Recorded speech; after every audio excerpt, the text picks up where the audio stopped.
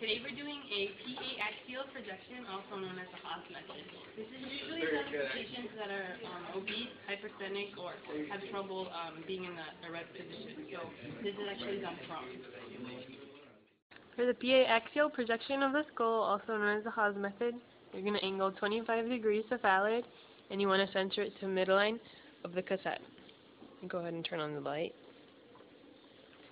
Okay, and you're going to label the correct marker on the correct side. And so they're going to start positioning for the exam. This is usually devised when you want to see the cellular structures projected within the foramen magnum on hypersthenic, obese, or other patients who cannot be adjusted correctly for the AP town projection.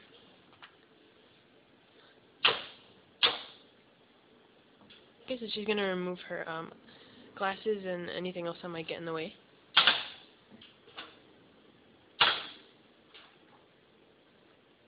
You want to adjust the patient in the prone or seated upright position and center the mid-sagittal plane of the body to the midline of the grid, which she's doing right now.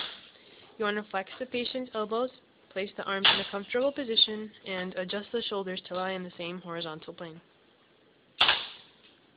As for the position of the part, you want to rest the patient's forehead and nose on the table with the mid-sagittal plane perpendicular to the midline of the grid. And you want to adjust the flexion of the neck so that the OML is perpendicular to the IR.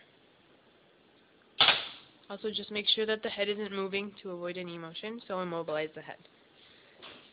For a localized image of the cellular region and/or petrous pyramids, adjust the position of the IR so that the midpoint will coincide with the central ray.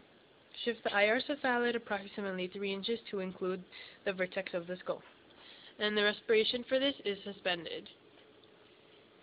Okay, and since you already did that, you direct the central ray at a cephalad angle of 25 degrees to the OML to enter a point 1.5 inches below the external occipital protuberance inion and to exit approximately 1.5 inches superior to the nasion.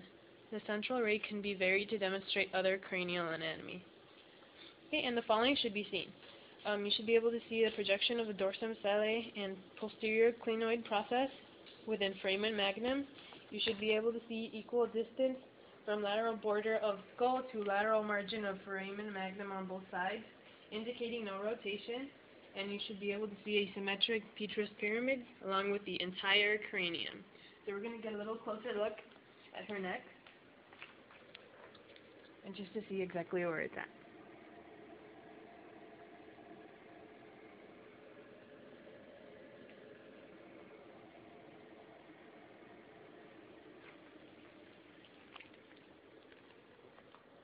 And this is a projection for the Haas Method.